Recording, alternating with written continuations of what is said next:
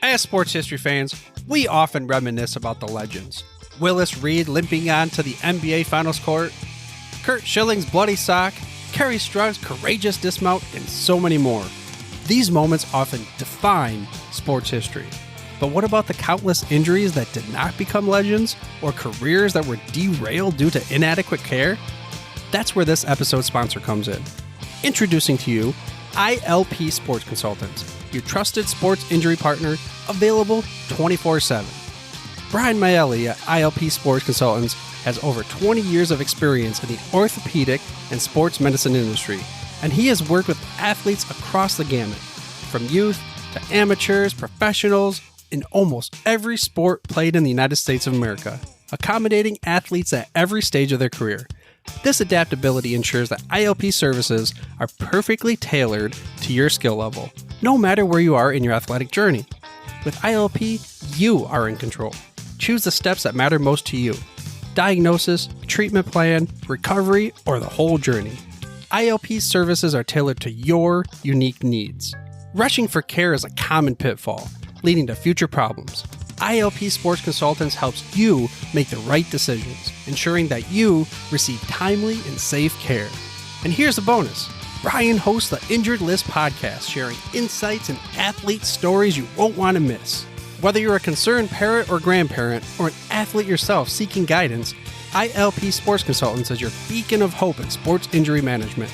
Visit ilpsports.com today. That's the letters ilpsports.com. ILP Sports Consultants, where your well-being is the priority and your recovery is the mission. Choose ILP Sports Consultants for a healthier sports journey, helping you get back in the game the smart way.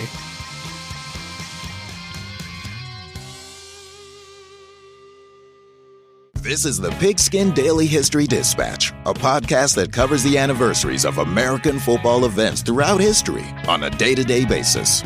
Your host, Darren Hayes, is podcasting from America's North Shore to bring you the memories of the gridiron, one day at a time. So as we come out of the tunnel of the Sports History Network, let's take the field and go no huddle through the portal of positive gridiron history with PigskinDispatch.com. This podcast is part of the Sports History Network, your headquarters for the yesteryear of your favorite sport. You can learn more at sportshistorynetwork.com. Hello, my football friends. This is Darren Hayes of PigskinDispatch.com. Welcome once again to the Pig Pen, your portal to positive football history, and welcome to another Tuesday. FootballArchaeology.com's Timothy P. Brown joins us each and every Tuesday to talk about one of his recent tidbits that he writes about football history past and shares it with us. Tim, welcome back to the Pig Pen. Hey, thanks, Darren. Forward to chatting. I hope the listeners get a kick out of this evening's topic. Well, don't know if the men will, but maybe the women will, because that's okay. Yeah, you have a great title that really grabs the reader's attention. And I remember when this came out back a few months ago, The Kicking Women of 1937. Now that could, grab attention in multiple different ways, but from a football aspect, it's really intriguing thinking about women kicking football anytime, but especially back in the 1930s. So why don't you share this story, please? Well, I mean, now it's not, entirely uncommon, right? It's been, past 15 years, something like that, there's been various women at the high school or college level doing some kicking, and recently had a woman playing defensive end or outside linebacker and putting the smack on the quarterback. So this one, it's kind of one of those stories where it's like, it's one of these where I stumbled across it when I was reading something else. And I see this story about George Washington University, which is based in Washington, D.C. They had what would never be considered a storied football program. They were just, for whatever reason, they just could never get it together. They were just not a very good team. But they played football from like 1928 to 1941, and they're trying to turn the program around. I mean, it's a fine university and everything. They want to be proud of everything that they do. So they go out and they hire Gus Welsh. who to be their new head coach in 1937.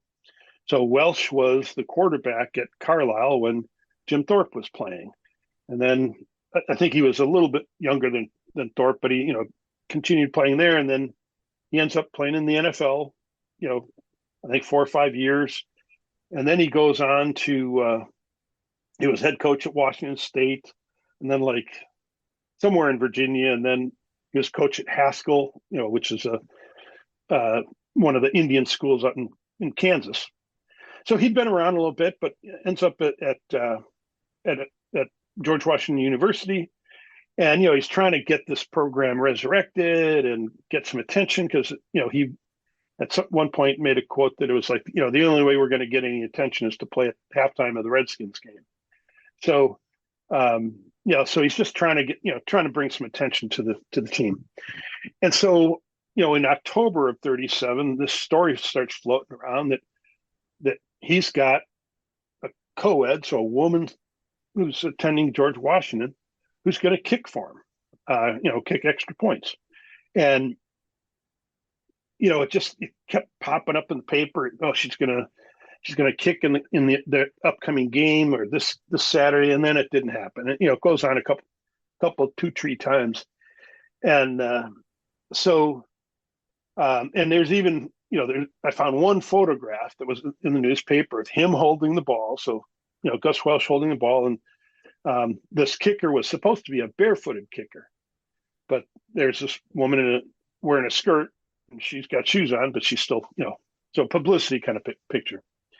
But it kind of just goes on, and it's going to happen, and the student body votes for it. They're in support of this program, or having a female kicker. And then kind of at the last minute, the faculty says no go.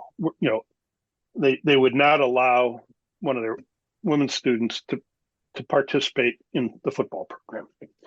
So the day that hits the newspaper, there's a story right next to it that talks about Tuskegee Institute down in the South, where they're claiming they have a kicker as well, a woman kicker, and that the plan is that she's going to kick in the rivalry game on Thanksgiving Day against Alabama State.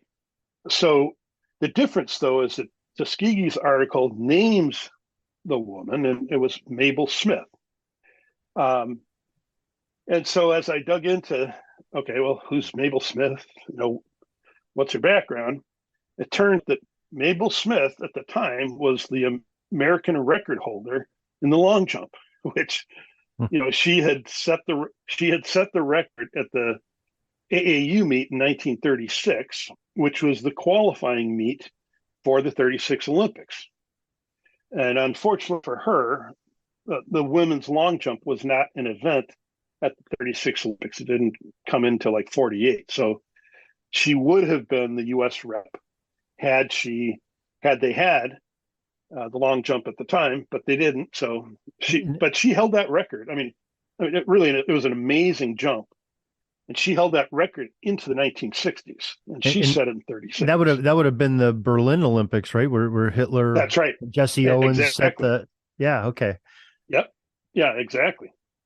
So, and in fact, I think she had a teammate at Tuskegee who made the team because she ran in the sprints or something like that. But in the event, so I mean, obviously a premier athlete.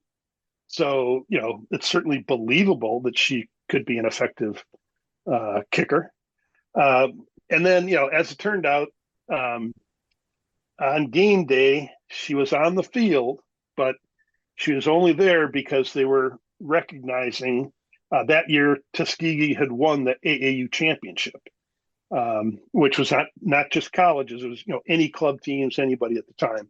They were the, national champions for women's track and field. And so she was on the field to be recognized for that. And Tuskegee won the game 14-0. So they did kick 2 extra points, but it was I think it was halfback, fullback, but one of the male players who kicked the extra points. But the other thing about this Mabel is she graduates from Tuskegee, and then I forget where she did her master's, but she got a master's degree. And then she ended up getting a doctorate at Cal Berkeley, and then became a faculty member at Texas Southern, and taught there for basically spent her career teaching at Texas Southern in kind of an education department sort of arena. But anyway, so just an amazing person, and life history is just kind of cool to, even though she didn't get the kick in the game, she had a pretty amazing story. Yeah, boy, the brains and the athleticism, that's pretty amazing to be a world-class athlete at the time in multiple sports, get attention. And but you named like 4 different universities. There's like a tour of the whole United States there where she went. So that's been taught. So that's pretty incredible. It's great. And I'll start off with that sort of publicity stunt that coach was doing at George Washington. So interesting. That's kind of ironic that you found those in the same newspaper side by side of a woman kicker. So very, very. Yeah. Good. I mean, I suspect what happened is, I don't know if Tuskegee picked up on the George Washington thing, or they were just kind of going to do it anyways. But I'm sure the editor found that second story and said, "Okay, let's put these two together." But so I was fortunate enough to find the one, and then that led me to the second one, because otherwise it was kind of like, it's a much better story with the Tuskegee side of it. Right. So most definitely. Well, Tim, you have some interesting items like this each and every day on some great football past stories, and just interesting little tidbits that you call them appropriately. And maybe you could share with the listeners where they too can join in on the fun and read these tidbits each day. Sure. So just go to www.footballarchaeology.com. That's a Substack application or newsletter blog site, and so if you do that, you can subscribe, and you'll get an email at 7:00 Eastern every night, and you'll get the story delivered to you that way. Then read it at your leisure. You can also follow me on Threads or Twitter, where I go under the Football Archaeology name, and then, or if you have the Substack app, then you'll get it in your feed that way as well. Well, Tim, lots of different ways, whatever works for you. Yeah, it's a great variety, and no excuse not to be able to get it, whether you're on the go or at home, or want to catch it a couple days later, or a week later, or a year later. So I find myself going back through some of the ones I read a year ago, and they're still interesting because they're evergreen, their history, and fascinating stuff, and you do a great job. So we appreciate it. I find myself sometimes going, "Oh boy, I don't remember writing that one," but because I've got like 800 of them out there now, so something like that. So yeah, wow. I forget that I've even written on some of the topics.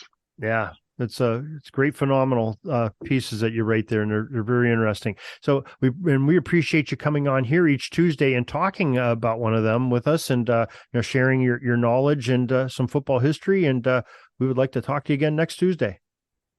Very good. Thanks, Darren. Look forward to chatting.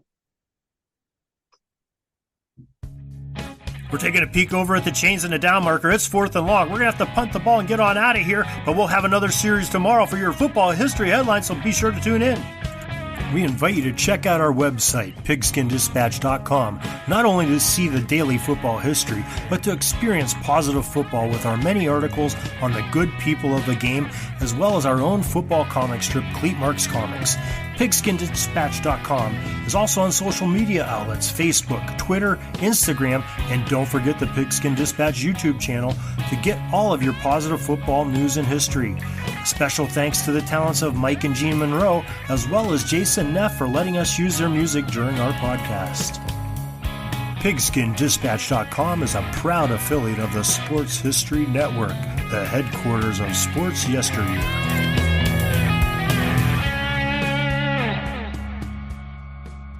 Hey there, sports history fan. This is Arnie Chapman, aka the Football History Dude, and I wanted to thank you for stopping by to listen to another episode here on the Sports History Network. Our podcasters are passionate about uncovering and sharing sports stories from yesteryear. And if you didn't know it already, we have over 30 shows across the network covering all sorts of sports history topics. In fact, here's a glimpse into one of our awesome podcasts here on the network. Each week, the official Football Learning Academy podcast will take you deep into the history of pro football through interviews with players, coaches, or administrators in the NFL, as well as interviews with Pro Football Hall of Fame selectors, authors, and historians. You'll learn how the game evolved and important moments that shaped the sport into what it is today. And don't miss the Pro Football History Nugget of the Week. Listen to the official Football Learning Academy podcast on the Sports History Network. How about that? I bet you're super hyped to go listen to that new podcast, right? Well, to learn about this show and all the other podcasts on the network, head over to sportshistorynetwork.com/podcast. Again, that's sportshistorynetwork.com/podcast. Head over there today to find your next favorite sports history podcast.